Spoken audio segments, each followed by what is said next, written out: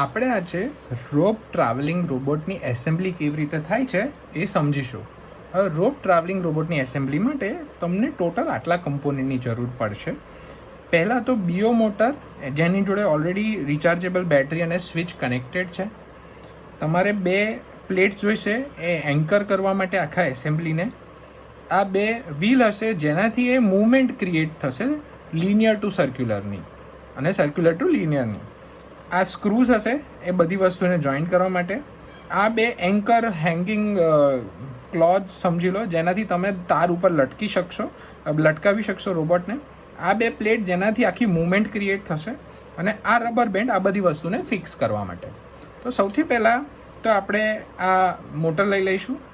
એની અંદર પ્લેટ આપણે આ રીતે લગાવીશું જેથી કરીને આ જે બાજુ છે એ બહારની તરફ રહે. એવી જ રીતે આ પ્લેટ લઈશું. આ 2 પ્લેટ લીધા બાદ આપણે આની અંદર એક રબર બેન્ડ લગાવી દઈશું. 2 રિંગ જ રબર બેન્ડની લગાવવાની જરૂર પડશે. પછી આ જે વ્હીલ છે એને તમે અહીંયા આ રીતે આ ખાંચાની અંદર તમે ફિટ કરી દેશો.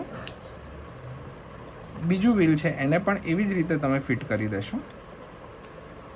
આ 2 વ્હીલ ફિટ કર્યા બાદ તમે આ જે પ્લેટ છે એને લેશો અને આ જે મોટો ખાંચો છે એને અહીંયા મૂકશો, અને મોટા ખાંચાને તમે સ્ક્રૂ વડે ત્યાં એન્કર કરી દેશો.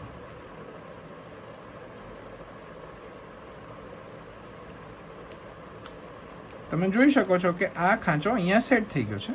હવે એક સ્ક્રૂ લેશો અને આ જે 2 હોલ છે એની આ બાજુનો કોઈ પણ એક સાઈડનો હોલ લઈ એમાં આ બીજા સ્ક્રૂને પણ તમે ફિટ કરી દેશો. તો આવી રીતે તમારી પહેલી પ્લેટ એન્કર થઈ ગઈ. બીજી વાળી પ્લેટ તમારે આ ઊંધા સ્ક્રૂમાં લગાવવાની છે. તમે બીજી પ્લેટ લીધી, એને તમે સેટ કરી, એની અંદર તમે સ્ક્રૂ લગાવ્યો.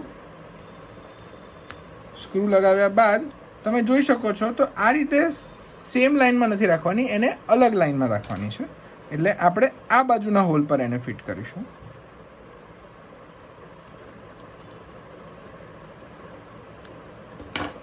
ફિટ થયા બાદ તમારે રબર બેન્ડ લેવાનું છે.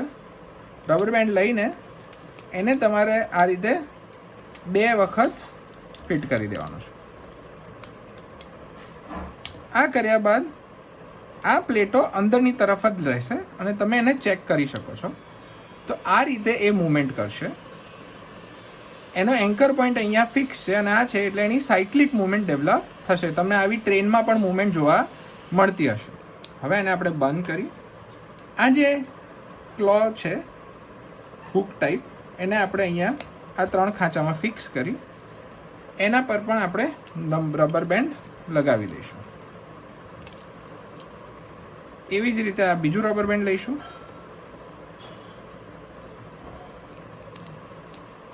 ફિક્સ કરીશું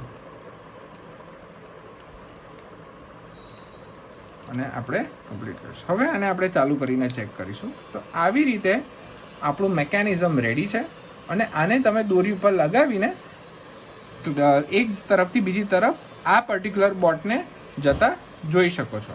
તો આવી રીતે આ રોપ રોબોટની એસેમ્બલી અહીંયા પૂરી થઈ. આ રિચાર્જેબલ હોય છે, અહીંયાથી તમે એને રિચાર્જ કરી શકો છો સી પિનની મદદથી, અને આ બેટરી 20 મિનિટ સુધી ચાલશે અને ફરી રિચાર્જ કરી ફરી વાપરી શકાશે. ધન્યવાદ.